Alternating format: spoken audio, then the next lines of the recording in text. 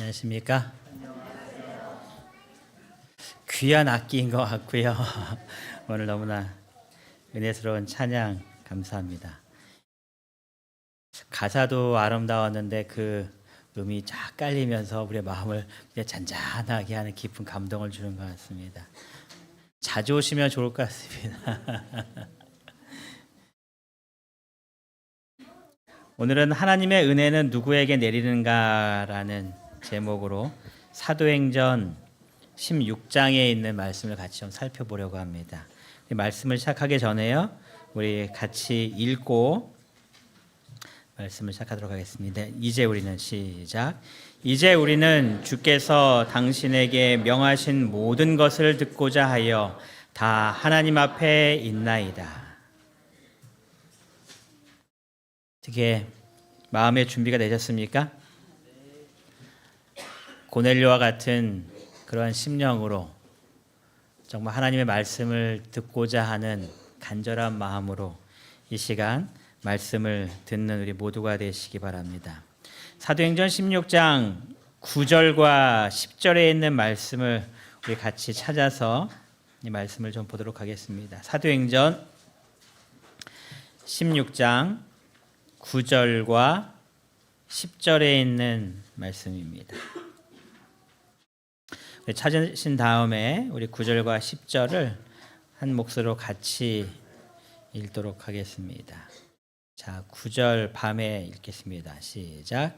밤에 환상이 바울에게 보이니 마게도냐 사람 하나가 서서 그에게 청하여 이르되 마게도냐로 건너와서 우리를 도우라 하거늘 바울이 그 환상을 보았을 때 우리가 곧 마게도냐로 떠나기를 힘쓰니 이는 하나님이 저 사람들에게 복음을 전하라고 우리를 부르신 줄로 인정함이러라. 아멘. 오늘 윤준이 어머니 오랜만에 함께 하셨습니다. 그동안 우리가 좀 많이 못 뵀는데요. 오늘 환영합니다. 사도행전 16장은 사도 바울의 2차 선교 여행이 이제 본격적으로 시작되는 장입니다. 16장과 17장과 18장을 통하여서 이 사도 바울이 이제 2차 선교 여행을 가게 되는데요. 1차 선교 여행을 갈 때에 함께 참여했던 사람은 바울과 바나바와 함께 마가라는 젊은 청년이 합류했었습니다. 마가는 우리가 잘 아는 대로 마가의 다락방에서 많은 사람들이 모여서 함께 기도하고 성령 받았던 그 마리아의 그 아들 마가를 이야기합니다. 또한 이 마가는 마가복음을 저술한 기록한 이 마가이기도 합니다. 그래서 이 젊은 마가가 이 1차 선교 여행에 동행했었는데 이것은 바나바의 조카였기 때문에 아마 바나바가 데려간 것이 아닌가 이렇게들 이야기합니다. 2차 여행을 가고자 이제 바나바와 바울이 다시 이야기합니다. 지금까지 선교했던 교회들을 다시 돌아보면서 그 교회들을 살피는 것이 참 필요하겠다라는 그러한 생각 하에 2차 선교 여행을 떠나기로 이 바나바와 바울이 함께 이야기합니다. 그런데 여러분들 15장을 쭉 읽어보시면 바나바와 바울이 이 계획을 짜는 가운데 서로 다툽니다. 그래서 이걸 보면서 이게 선교하다 보면 다툴 수도 있구나. 근데 뭐 때문에 다퉜냐면 마가 때문에 다퉜습니다. 왜냐하면 마가가 1차 선교 여행을 떠나다가 구브로에서 이제 저 위로 올라간 다음에 너무 선교가 힘들고 핍박당하고 고난 때문이었는지 스며시 그냥 혼자 가버렸습니다. 그래서 이 바울의 마음속에 이 마가는 좀 미운 털이 박힌 그런 젊은 청년이었습니다. 그래서 바울이 반대합니다. 절대로 마가는 데려갈 수 없다. 바나바는 아니다. 한 번의 실수니 용서해 줘야 되지 않냐. 그러면서 이제 둘이 의견 차이로 다툰 것 같습니다. 그러니까 우리가 일반적으로 생각하는 막 언성을 높이고 얼굴이 울그락고 그런 다툼은 아니었던 것 같아요. 그래서 이 둘이 나눠지게 됩니다. 그래서 바울은 실라와 함께 선교 여행을 떠나고 바나바는 마가를 데리고 선교 여행을 떠납니다. 전혀 다른 방향으로 서로 흩어집니다. 물론 이 이후에 마가의 모습을 통하여서 이 바울은 자신의 잘못을 인정하고 이 마가를 사랑스러운 그런 제자로 그를 바라보게 됩니다. 이 바울과 실라는 자신들이 처음 전도했던 그 선교 여행지로 떠나는 가운데에 디모데라는 사람이 합류하게 됩니다. 그래서 이 디모데가 새로운 젊은 사람으로서 이렇게 등장하게 되는데요. 이 디모데를 어디서 만났는가에 기록하면서 16장 1절에 이렇게 기록합니다. 바울이 더베와 루스드라에도 이름에 거기 디모데라 하는 제자가 있으니. 여기에 어떻게 표현이 되어 있냐면 더베와 루스드라에도 이름에라고 기록합니다. 그래서 이 루스드라에도 이르렀다 이 표현이 거기도 갔어? 이 그런 표현입니다. 그냥 더베로 갔어라고 표현하면서 그런데 루스드라까지 간 거야 하는 것이 루스드라에도 이름에라는 뜻입니다. 여러분 왜 그렇게 표현했냐면 루스드라에서 어떤 일이 있었을까요? 안진뱅이를 고쳤습니다. 신처럼 막 숭배하려고 했습니다. 그런데 멀리서 막 유대인들이 오더니 방해하면서 이 사도 바울을 돌로 쳐서 뭐 거의 죽은 것 같아서 죽은 줄 알고 이제 성 밖에다 내버렸다 그런 표현하고 있잖아요. 그래서 사도 바울이 거기도 간 거야 하는 것이 바로 이 루스드라에도 갔다라는 그런 표현이었습니다. 어쩌면 조금 주저할 만한 그러한 곳이겠죠. 저의 머릿속에 정말 엄청난 돌을 맞아서 거의 죽었다고 생각했는데 정말 죽은 줄 알았는데 했던 그 어려운 곳. 그런데 거기에 누가 있었냐면 디모데라는 젊은 청년이 있었습니다. 사도행적에 그래서 이렇게 기록합니다. 바울이 성 밖으로 끌려 나갔을 때에 이 젊은 제자는 분명 죽은 듯이 보이는 시체 곁에 서 있었으며 상처로 피투성이가 된 가운데서 일어나 그리스도를 위하여 고통당하게 된 것을 찬양하는 바울을 목격했던 사람들 가운데 있었다. 그러니까 이 디모데도 뭘 본 거예요? 피투성이가 되고 정말 죽었 줄 알았던 그 바울이 갑자기 일어나더니 피투성이가 된 채로 하나님을 찬양하고 있는 그 모습을 보면서 이 디모데가 감동을 받은 겁니다. 나도 이러한 삶을 살아야 하자는 그런 감동. 그래서 이제 이 루스드라에 왔을 때에 이 디모데가 여기에 이제 합류합니다. 그래서 바울이 디모데를 할 때에 나의 사랑하는 아들이라 부르는 그런 이제 디모데가 등장합니다. 그런데 한편으로 이런 생각도 들어요. 디모데가 바울이 선교 여행 가자라고 했을 때에 나 같으면 따랐을까? 왜냐하면 바울을 보면서 어떤 생각을 할까요? 나도 저렇게 따라다니다가는 돌 맞아 죽을지도 모르는데 그런 생각이 들 것 같은데 디모데가 과감히 이 바울을 따라서 선교 여행에 합류합니다. 정말 하나님을 위하여 사는 것이 얼마나 큰 축복인지를 그의 마음속에 깊이 깨달은 것 같습니다. 그래서 이제 이 선교 여행이 시작됩니다. 바울이 이제 어디로 가서 어떻게 해갖고 이제 여행을 쭉 계획을 짭니다. 그런데 사도행전 6장 6절에 보면 이렇게 말씀이 나옵니다. 성령이 아시아에서 말씀을 전하지 못하게 하시거늘. 이렇게 아시아로 가려고 했습니다. 여기 아시아는 7교회가 있던 그 터키 지역을 이야기합니다. 그 지역으로 가려고 사도 바울이 계획을 짜고 그렇게 방향을 틀어서 가고 있는데 이게 일이 진행이 안 되는 겁니다. 바울이 아팠는지 비가 많이 왔는지 아니면 사람들이 못 가게 다 이렇게 차단막을 쳤는지 어떠한 일이 있었는지 모르겠지만 그 아시아로 가지 못하게 만드는 수많은 일들이 발생해서 그가 아시아로 가지 못하는 겁니다. 물론 여기에 보면 성령이 못하게 하셨다고 표현했지만 이 당시에는 알았을까요? 몰랐을까요? 이 당시에는 모르죠. 그냥 일이 안 되는구나라고 경험하는 겁니다. 나중에 보니까 누가 막으셨다는 걸 알게 된 거예요. 성령 하나님께서 막으셨구나.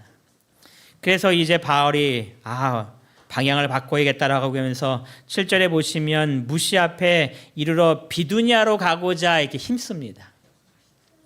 그런데 여기 애쓰지만 이번엔 또 뭐라 기록하는가? 예수의 영이 허락하지 아니하시는지라.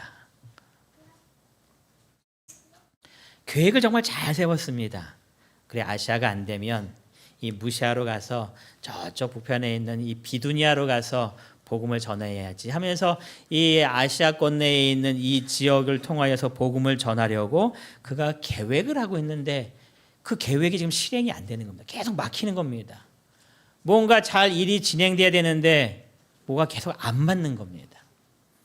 지도를 보시면은 이 길을 가고 있는 겁니다. 처음에 아시아로 가겠다고 하는 표현이 이 더베와 루스드라에서 이 7교회가 시작되는 그쪽 이 아시아로 가려고 했던 겁니다. 그런데 그것이 안 되니까 삥 돌아서 이 갈라디아로 해서 이 드로아로 간 겁니다.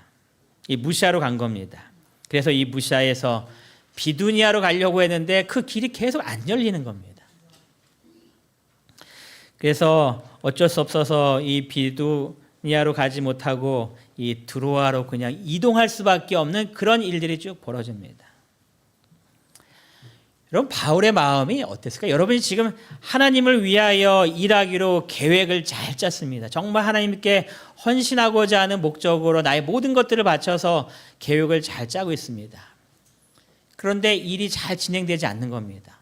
하려고 하면 막히고 하려고 하면 막히고 뭔가 자꾸 그 일이 막아지는 겁니다. 여러분, 그런 일이 내 앞에 발생된다면 어떠한 마음이 들까요? 그렇죠. 실망하는 마음도 들겠죠. 하지 말까 하는 그런 마음도 들 것 같아요. 뭐 내가 돈 받고 하는 것도 아니고 자원하는 마음으로 했는데 뭐 하지 말지 그런 마음도 막 들 수 있을 것 같아요. 근데 바울의 삶의 모습을 보면 바울은 그렇게 일이 어려움을 당하는 가운데서도 끊임없이 하나님의 뜻을 따르려고 합니다.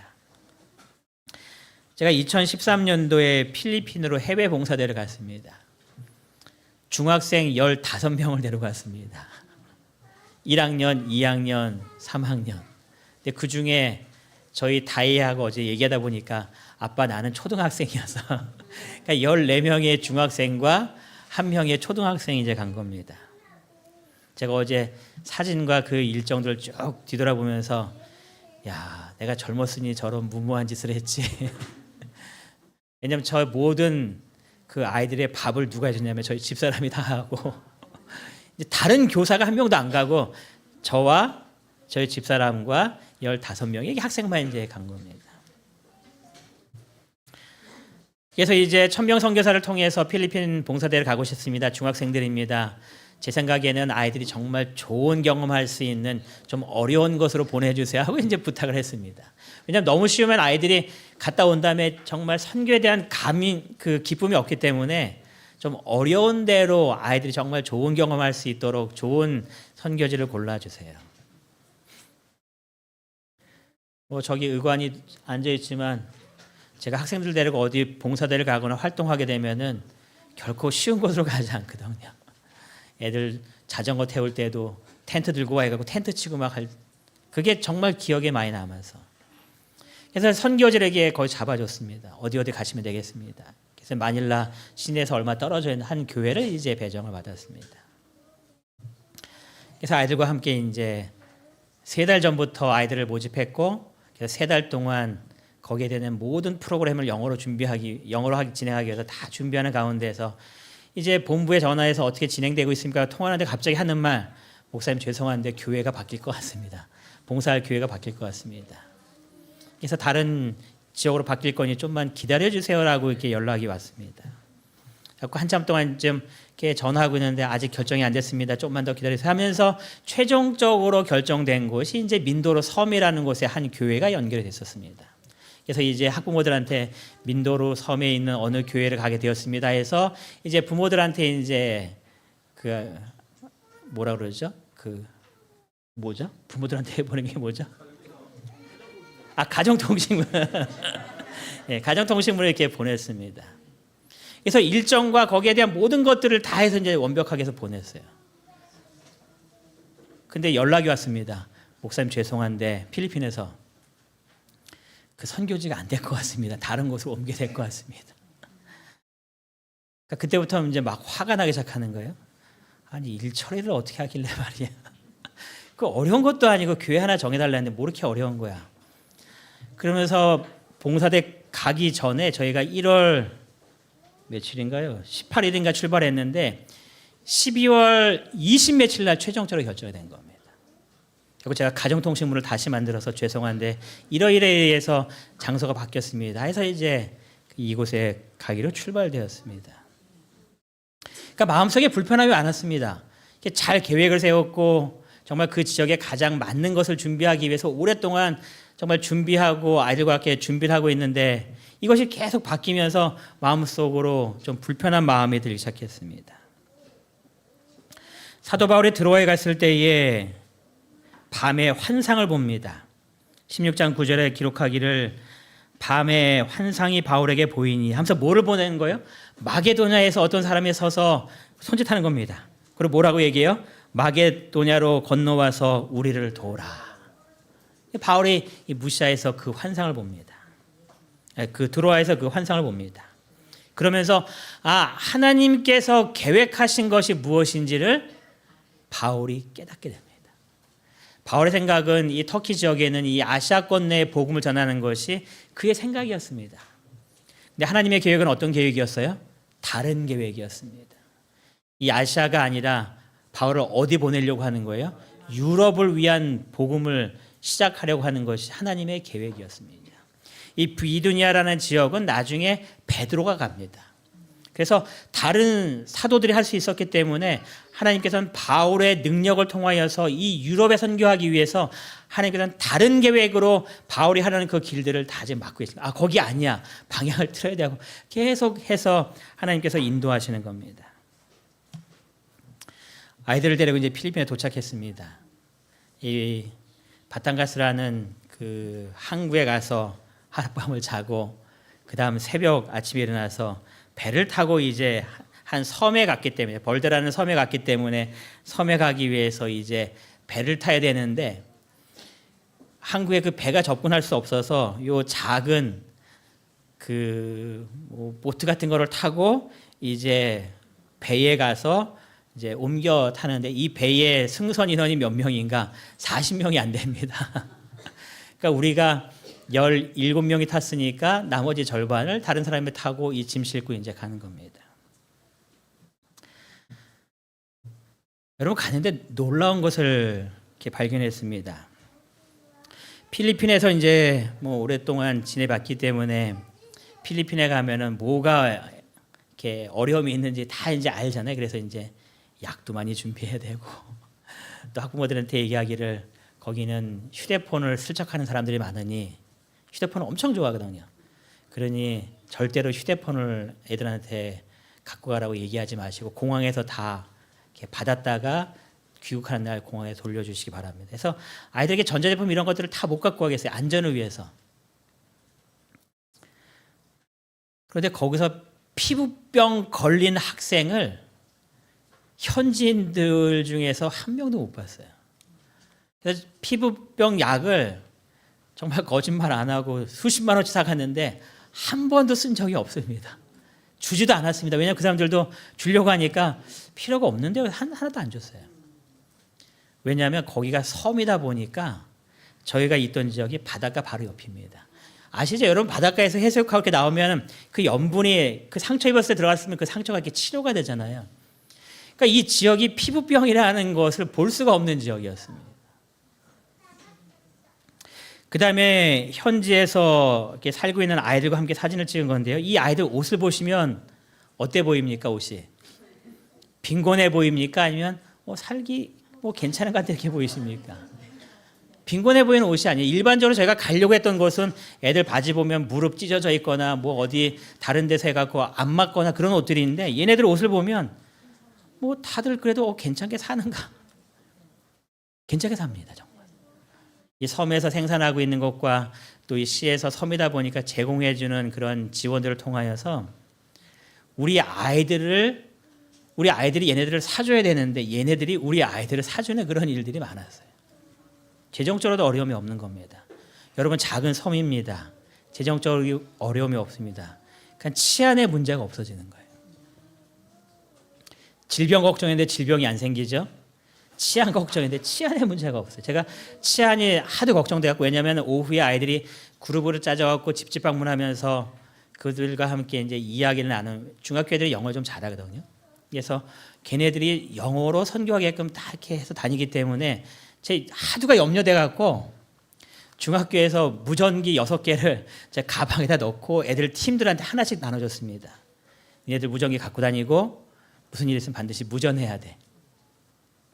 무전기를 쓸 일이 없는 겁니다. 여러분 작은 섬 하나에 그 아까 배 있잖아요. 좀 이렇게 한 30, 40명 타는 배. 그 배가 새벽에 들어왔다가 그 다음 날 새벽에 나갑니다. 그러니까 범죄를 저지를 수가 없는 지역이에요. 도망칠 데가 없습니다. 그곳에서 이제 전도했을 때에 초등학교 하나밖에 없고요, 중학교 하나밖에 없고요, 고등학교 하나밖에 없고요, 섬밖에 없으니 문화 공연 할 수 있는 그런 극장도 전혀 없고요.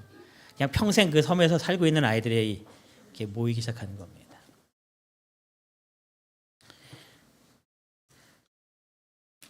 처음엔 불만이 많았습니다. 왜 이렇게 선교지가 바뀌는 거야?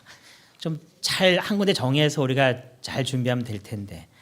그런데 수많은 그런 변화들을 통해서 느낀 게 무엇이었냐면 선교하기에 가장 좋은 곳에 갔구나. 가장 안전하고 복음을 전할 수 있는 가장 좋은 곳에 갔구나. 여러분, 우리가 살면서 우리의 계획이 막힐 때가 있습니다. 진행하려고 하는데 계획대로 안 되고, 뭐 하려고 하는데 문제가 자꾸 발생되고, 그때에 꼭 기억하셔야 될 것은 하나님의 뜻대로 따라가는 것이 가장 큰 축복이라는 그런 이야기입니다. 여러분, 하나님께서 나를 위한 계획을 갖고 계실까요? 나를 위한 계획을 분명히 갖고 계십니다. 사도 바울을 어디로 보낼지에 대한 하나님의 원대한 계획을 갖고 계신 겁니다. 그래서 막으셨던 겁니다. 하나님께서 계획하신 그 길로 갈 수 있도록. 한 사람이 어떠한 글을 썼는데 잠깐 좀 읽어드릴게요. 하나님은 나의 모든 것을 아신다. 하나님은 언제나 나를 생각하신다. 나를 위한 가장 좋은 계획을 생각하신다. 하나님께서 나를 돌보신다는 것은 내 삶의 일부가 아닌 전부를 의미한다. 가장 사소한 것에서부터 내가 모르는 것에 이르기까지 그 어떤 예외 없이 모든 것에 관심을 기울이신다. 주님은 나에게서 시선을 떼신 적이 단 한 번도 없으시다. 우리의 머리털까지 다 세고 계신 하나님은 나의 모든 것을 돌보시는 분이시다. 하나님은 나만을 위한 목적과 계획을 갖고 계신 분이다. 그래서 우리는 나의 생각을 따르는 것이 아닌 하나님의 생각을 따르는 것이 결국은 최선이다. 어떤 사람이 이런 글을 남겼어요. 여러분, 하나님께서 갖고 계신 계획대로 순종하고자 항상 기도하시고 내 뜻대로 가지 않도록 하나님의 뜻을 따를 수 있도록 겸손한 마음으로 하나님 바라볼 수 있도록 항상 기도하게 되시길 바랍니다. 하나님께서 나를 위한 분명한 좋은 계획을 갖고 계신 겁니다. 내 앞에 무슨 문제가 발생되고 어려움이 생긴다면 그때 하나님 앞에 끊임없이 기도하시기 바랍니다. 혹시 하나님 내 욕심 때문입니까? 아니면 하나님의 큰 계획을 이루시기 위함입니까? 기도하시는 가운데에 내 욕심이 아니라면 하나님께서 인도하시는 그대로 끝까지 순종하기 위하여 믿음을 달라고 기도하셔서 하나님께서 여러분을 위하여 갖고 계신 수많은 계획이 온전히 이루어지게 되는 하나님의 큰 축복이 여러분의 삶 속에 가득하게 되기를 간절히 바랍니다. 이제 바울이 빌립보라는 지역에 도착합니다. 그래서 이제 이곳에서 선교를 시작하게 되는데요. 분명히 꿈속에서 봤습니다. 누군가 손짓하면서 마게도냐 오라는 환상을 봤습니다. 여러분, 빌립이 이 마게도냐로 갔을 때에 이 빌립보에 이르렀을 때에 수많은 사람이 바울 어서 오라 이렇게 막 환영하면서 우리가 당신을 오기를 간절히 기도했고 이렇게 잔뜩 모여 있습니다라고 바울을 맞이했었을까요? 아니요, 성경 읽어보면은 아무도 바울을 반갑게 맞이하는 사람들이 없습니다. 가보니 회당도 없습니다. 사람들이 모여서 뭔가 해야 되는데 그런 곳 자체가 전혀 없는 지역입니다. 그래서 여기 성경에 보면 안식일에 우리가 기도할 곳이 있나 하고 지금 찾으러 다니고 있는 겁니다. 예배드릴 장소도 지금 없는 겁니다. 누가 예수님 믿고 있는지 그런 정보도 하나도 없는 겁니다. 그냥 바울과 실라와 디모데 이 세 사람만 있는 겁니다. 그런 가운데에 우리가 그래도 기도하러 예배를 드려야지 하면서 이제 한 안식일 날 그 기도처를 찾고 있을 때에 강가에 나가서 보니 모인 여자들이 있는 것을 발견하죠. 그래서 이 사도 바울이 이 여자들에게 말을 건네기 시작합니다. 한참 동안 이야기합니다. 어떤 이야기를 했을까요? 당연히 예수님 이야기했겠죠. 그때의 이 무리들에 대해서 14절은 이렇게 이야기합니다. 두아디라시에 있는 자색 옷감 장사로서 하나님을 섬기는 루디아라는 여인이 있었다. 이 여인을 어떻게 소개하냐면 하나님을 섬기는 루디아다. 우연히 만났습니다. 계획하고 만난 것이 아닙니다. 서로 연락하고 만난 것이 아닙니다. 기도처가 어디 있을까? 이 안식일날 기도처를 찾기 위해서 길을 걸어가던 중에 한 여인을 보게 되었는데 그 여인은 어떠한 여인이었다고요? 하나님을 섬기는 여인이었습니다. 이 섬기다란 이 표현을 다른 표현에 보니까 하나님을 예배하는 루디아다라고 표현합니다. 예배하는 사람이었습니다. 안식일입니다. 여자들이 모여 있었습니다. 뭐 하고 있었다는 이야기예요? 예배하고 있었다는 이야기입니다. 하나님께 예배하는 사람들이었습니다. 여러분, 바울이 지금 이 루디아를 만나기 위하여 하나님께서 이 바울이 이곳을 급히 보내시는 겁니다. 우연히 가는 것이 아니라 하나님의 큰 계획 속에 이제 이 자줏빛 옷감 장사인 이 루디아에게 복음을 증거하여 정말 놀라운 일들을 일으키기 위하여 하나님께서 의도적으로 바울을 아니 아시아에 가지 말고 저 유럽으로 가야 돼 하면서 이 빌립보 지역으로 하나님께서 바울을 보내시는 겁니다. 이 루디아 여인을 만나시도록 하기 위해서. 이 여인이 바울을 통하여서 예수 그리스도를 깨닫기 시작합니다. 그래서 예수님을 믿기로 그의 마음속에 결심합니다. 그래서 성경은 뭐라고 기록하고 있냐면 주께서 그의 마음을 어떻게 하셨대요? 열으셨다 이렇게 기억해요. 주께서 그의 마음을 열으셨다. 그의 마음을 열어서 바울의 말을 따라서 순종하며 살게끔 하셨다라고 이야기합니다. 여러분, 주께서 우리의 마음을 여실 때에 하나님의 은혜가 이제 들어오기 시작하는 것 같습니다. 근데 주님께서 이 여인의 마음을 어떻게 여셨을까요? 예? 어떻게 여셨을까요? 답을 찾아보세요. 답은 항상 가까이 있다고 얘기하잖아요. 어떻게 여셨을까요? 아니, 답은 가까이 있다니까요.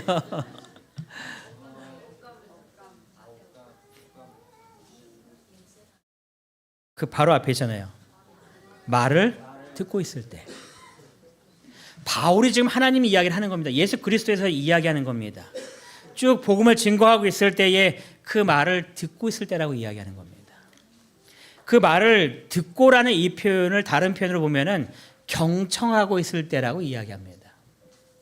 여러분, 이 똑같은 표현이 어디에도 나오냐면 루스드라에서 바울이 복음을 전할 때에 한 안진뱅이가 자신의 이야기를 듣고 있는 것을 바울이 보았다라고 이야기합니다. 그에게 구원받을 믿음이 있는 것을 보았다라고 이야기합니다. 그때 이 안진뱅이가 경청했던 똑같은 경청을 누가 지금 하고 있다라는 거예요? 이 루스디아라는 여인이 지금 하고 있다라는 겁니다. 여러분, 하나님의 이 은혜가 언제 우리의 마음속에 큰 은혜로 다가올 수 있는가? 하나님께서 우리의 마음을 열어주실 때에 그 은혜가 들어오기 시작하는데 그 마음을 열어주실 때가 언제냐면 여러분들이 하나님의 마음을 어떻게 하고 있을 때요? 경청하고 있을 때라는 이야기입니다. 그래서 저희가 설교 시작하기 전에 그 고넬료가 베드로에게 했던 그 말씀을 같이 읽고 하는 겁니다. 하나님의 말씀을 경청하고 내가 하나님 앞에서 그 하나님을 만나기 위한 그 마음으로 말씀을 듣기 위하여 경청하고 있는 겁니다. 여러분, 하나님께서 은혜를 주시는데 그러면 은혜를 받기 위한 그 말씀을 잘 드리려고 하는 것은 누구의 노력일까요? 나의 노력이죠. 하나님의 말씀만 드리려고 하는 그런 마음을 가지고 주님의 전에 나와서 말씀을 들을 때에 하나님께서 성령 하나님의 역사를 통해서 우리의 마음속에 큰 하늘의 은혜를 부어주기 시작하시는 겁니다. 그래서 루디아가 하나님의 은혜를 받기 시작하는 겁니다. 하나님의 말씀을 통하여서 내게 전해주시는 그 하나님의 음성을 듣게 되는 겁니다. 여러분들의 매일의 이 삶 속에서 말씀을 가까이 할 뿐만 아니라 이 안식일날 주님의 전에 오셨을 때에 안식일을 지켰다라는 그 자체만으로 기뻐하지 마시고 말씀을 경청하시는 가운데에 하나님의 풍성한 은혜를 받는 귀한 축복의 안식일 되시기를 간절히 바랍니다. 사도 바울이 열심히 복음을 증거하는 가운데에 한 귀신 들린 여인을 만납니다. 이 귀신 들린 여인은 점치는 여인이라고 성경이 표현해요. 점괘를 잘 쳤던 것 같습니다. 그러니까 사람들이 많이 몰려들었고 그로 인하여서 돈벌이가 잘 됐던 것 같습니다.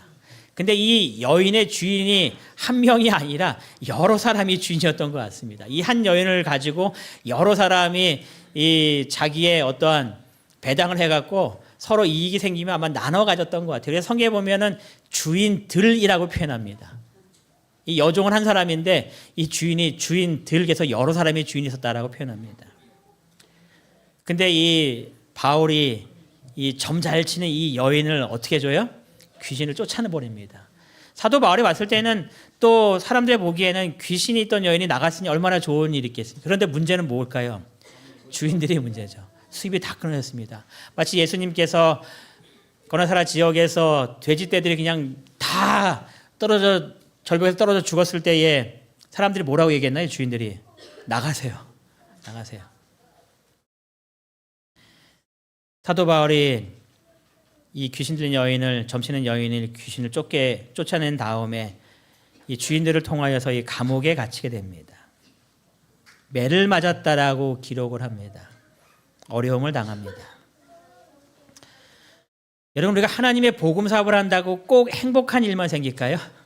그렇지 않은 일들이 생기는 것 같습니다. 여러분의 감옥에 갇혔습니다. 그날 저녁에 얼마나 억울하시겠습니까? 내가 하나님의 사업을 위하여 이렇게 열심히 했는데 귀신까지도 쫓아졌는데. 사도 바울이 그때 뭐 하고 있었는가? 같이 읽어보겠습니다. 한밤중에 시작.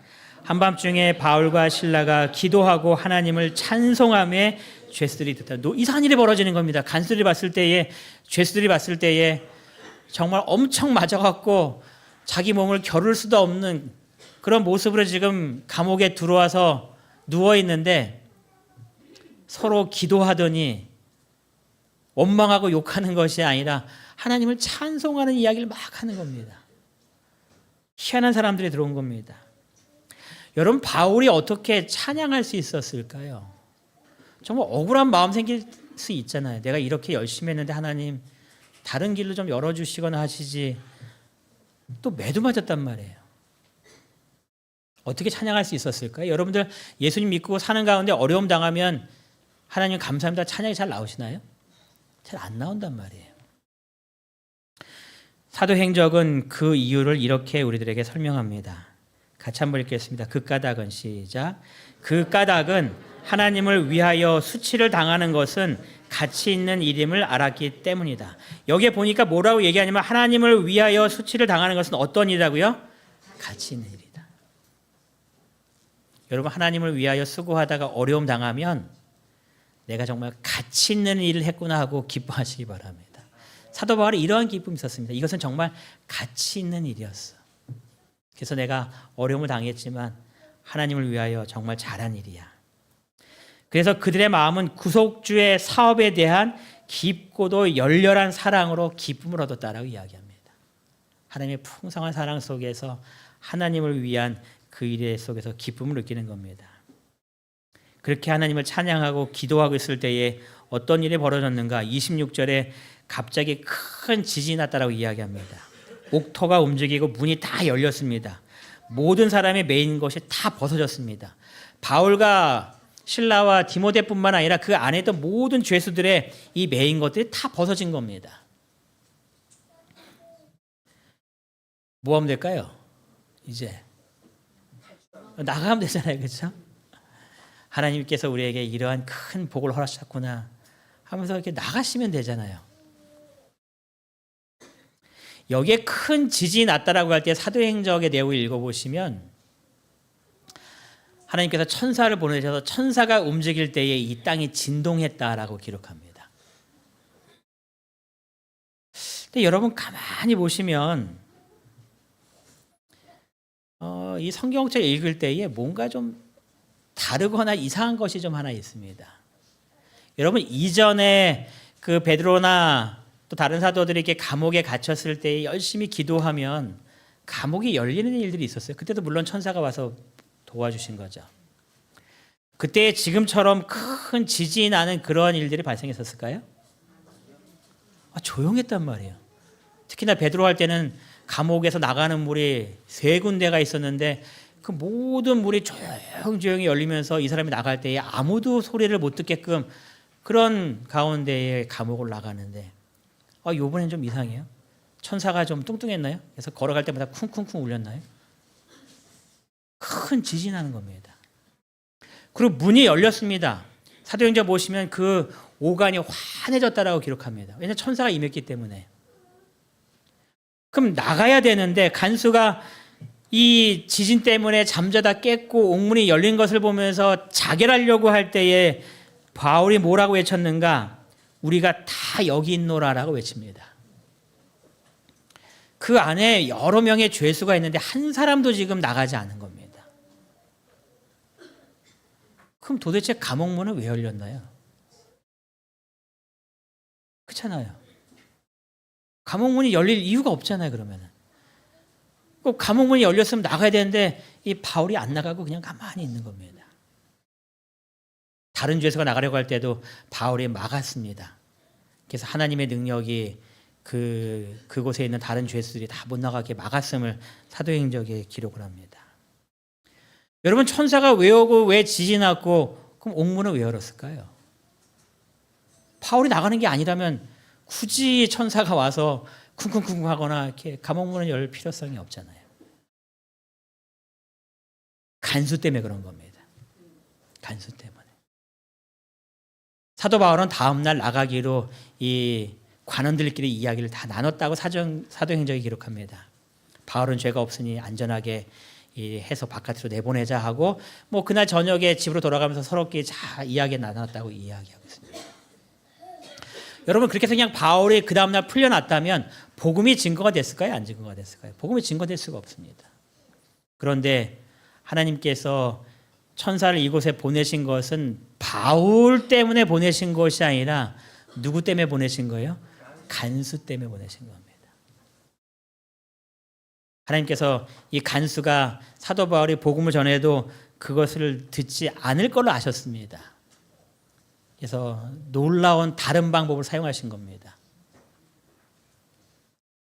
지진이 일어나게 하고 옥문이 다 열려있는 가운데서도 탈출하지 아니하는 그 죄를 통해서 무언가 다른 일들이 있다라는 것을 이 간수가 발견하게 되는 겁니다. 사도행전을 보면 이렇게 표현합니다. 간수는 사도들을 혹독하게 대하였지만 그들은 격분하지 않았다. 바울과 실라는 복수의 정신이 아니라 누구의 정신을 가졌다고요? 그리스도의 정신을 가졌다. 이것을 간수가 느낀 겁니다. 저 사람들은 좀 다른데 하고 느낀 겁니다. 여러분의 주변의 사람들이 여러분을 보면서 이런 마음을 느끼게 되는 겁니다. 저 사람들은 뭔가 좀 다른데? 그리스도의 정신을 가졌기 때문에 뭔가 다른 것을 보여줘야 하는 겁니다. 그래서 이 간수가 베드로에게 이 바울에게 물어보는 겁니다. 내가 어떻게 하여야 구원을 얻으리까? 라고 묻게 되는 겁니다. 이렇게도 기록합니다. 그는 저희가 받았던 잔인한 대우를 친절로 보답하는 이들이 어떠한 사람인지 보고 싶었다. 도대체 이들은 누구야 하고 궁금해졌다는 겁니다. 그리고 그는 사도들이 있는 곳에 이르러 그들 앞에 부복하고 뭐를 했대요? 용서를 빌었다.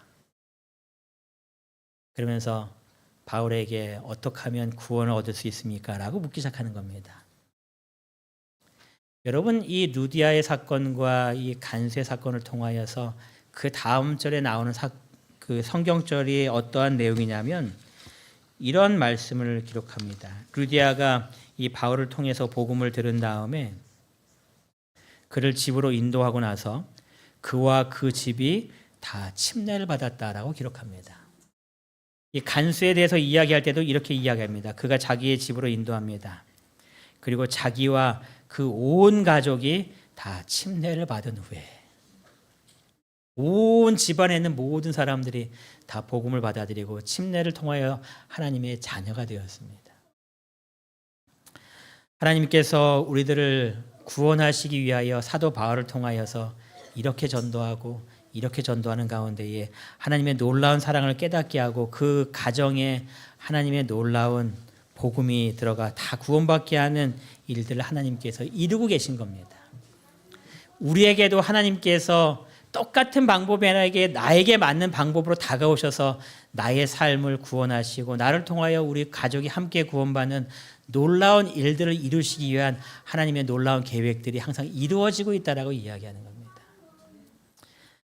여러분의 삶 속에 하나님의 이런 큰 뜻이 이루어지기 위하여 어떠한 사람이 이런 기록을 남겼는데 이게 참 마음속에 와닿았어요. 중학교 있을 때 아이들에게 설교를 대부분 하면 학교 설교는 뭐 다 안 믿어야 되니까 주로 많이 하는 설교가 예수님 믿으면 이렇게 성공하고 이렇게 복받고 해서 이렇게 성공한 사람들의 그런 모습들을 보여주면서 예수님을 잘 믿어야 돼. 이제 그런 설교를 많이 하게 됐었어요. 근데 하루는 그 선생님이 한 선생님이 찾아왔습니다.